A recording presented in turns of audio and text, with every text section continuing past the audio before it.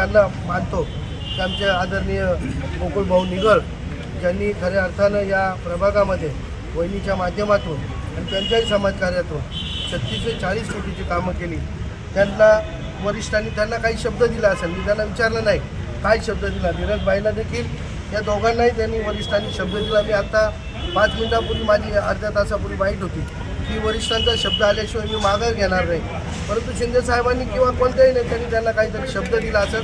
ते म्हणे विवाशेठ गोकुळभाऊ निगळ तुमच्यासाठी सदैव आहे, धीरजभाऊ शेळके तुमच्यासाठी काय, जरी आम्ही लहान असलो धीरजभाऊ म्हणला तरी पण तुमच्या शब्दाला आम्ही मान ठेवू आणि जे काही आम्हाला पक्षश्रेष्ठीने सांगितले ते याच्यात जे काय असेल ते आम्ही तुमचे कुठेतरी पुनर्वसन कशा ना कशा पद्धतीने करू. अशा पद्धतीने पक्ष संघटनेचा आदेश आल्यामुळं मी पक्ष संघटनेचा मान राखून माझ्या अ गटातून माघार घेऊन धीरजभाऊ शेळके आणि आमची भाऊजाई सीमाताई निगळ या दोघांसाठी खऱ्या अर्थानं माघार घेऊन हे सीटं कशी आम्हाला शिवसेनेचा झेंडा कसा फडकावता येईल या हिशोबाने अहोरात्र त्यांच्याबरोबर मी काम करणार आहे.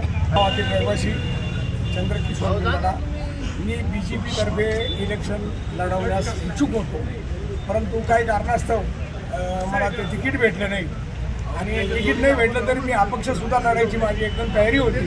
परंतु त्यात माझे जवळचे संबंधित यांनी माघार न घेतल्यामुळं मला स्वतःलाच त्यांच्याकरता मला माघार घ्यायला लागली आणि त्यामुळे मी ह्या पक्षाचा राजीनामासुद्धा देणार नाही आहे.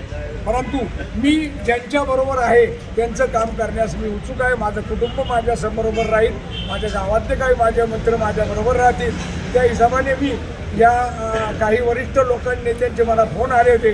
त्यांनी सांगितलं तुम्ही एक काम करा, आम्ही तुमच्याकरता कुठेतरी काही सोय करून देऊ आणि त्या हिशोबाने मी आज या पदाचा या माझ्या इलेक्शनचा राजीनामा देऊन आणि मी माघार घेतली.